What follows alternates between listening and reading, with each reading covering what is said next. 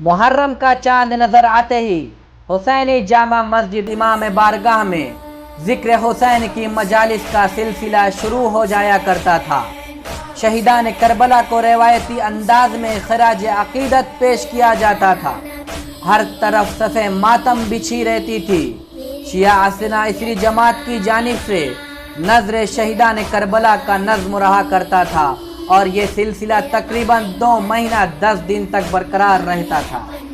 लेकिन लॉकडाउन और corona virus की महामारी की वजह से आज हुसैनी जामा मस्जिद बिल्कुल सुनसान दिखाई दे रही है। आप तस्वीर में देख सकते हैं, ये वो जगह है जहां पर मुहर्रम शुरू होते ही हज़ारों की तादाद में शिया इस्ना इसरी जमात के अफराद शोहदाए करबला को खिराज अकीदत पेश करते थे। जिक्र हुसैन की मजालिस मुनाकिद हुआ करती थी, लेकिन आज वीरान और सुनसान दिखाई दे रही है। आज मुहर्रम का चांद नमूदार हो गया है। हर एक के लिए इस साल ये फ़िक्र है कि हुसैनी मस्जिद पर मजलिस का क्या होगा। गवर्नमेंट की पॉलिसी जो कोरोना वायरस की वजह से हुई है, ये इमाम बारगाह और मस्जिद सुनसान है।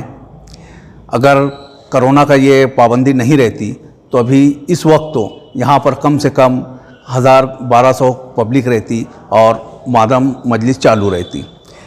जिस तरीके से हर साल होता था उसी तरीके से होता, मगर इस साल कुछ नहीं हो रहा है। बड़े हम अफसोस के मुकाम में हैं।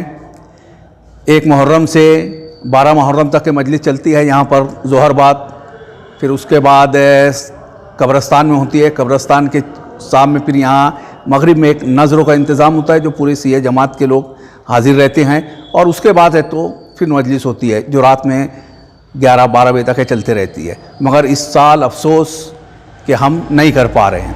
अभी हम बार बार पुलिस से रिक्वेस्ट तो कर रहे हैं कि कुछ टाइम दिया जाए और कुछ लोगों के लिए हमको टाइम दिया जाए कि कुछ लोग के साथ हम मजलिस करेंगे। और यही चीज़ आगे बढ़ के 7 मुहर्रम को यहाँ से कलम मुबारक का जुलूस निकलता है जो शहर के मुख्तलिफ़ रास्तों से गुज़रता हुआ फिर वापस कब्रस्तान आता है। यहाँ सर से एक अलम निकलता है और लोगों के मन्नत के अलम और ये सब जो रहते हैं घूमते हुए वापस यहाँ जब आते हैं तो कम से कम 100 अलम रहते हैं। उसी तरीके से 8 मुहर्रम का है। 8 मुहर्रम पर जो निकलता है वो कब्रस्तान से निकलता है। कब्रस्तान से हुसैनाबाद ये सब से गुज़रता हुआ वापस यहाँ हुसैनी मस्जिद पे आता है। उसमें भी यही पोजीशन रहती है कि कब्रस्तान से एक अलम निकलता है और यहाँ पहुँचने के बाद कम से कम 70 से 80 अलम होते हैं।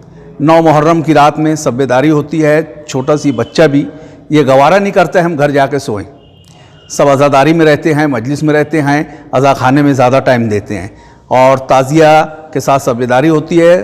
10 मुहर्रम को बाद नमाज फ़ज्र यहाँ पे आमाल सुबह आसुर होता है। आमाल सुबह आसुर होने के बाद फिर नमाज के बाद अलम मुबारक और ताज़िया निकलती है और जो मादम करते हुए सीना जनी कमा जंजीर के साथ हम कब्रस्तान गंज शहीदा पहुँचते हैं। गंज शहीदा उसका नाम है जहाँ पे शोहदा को दफन किया गया था करबला के अंदर। उसी तरीके से हमने यहाँ पर भी बनाई है जो ताज़िया और अलम के ऊपर जो फूल और तुरबत रहती है उसको हम यहाँ गंज शहीदा पे दफन करते हैं और पूरा साल वहाँ पर ज़ियारत का सिलसिला जारी रहता है।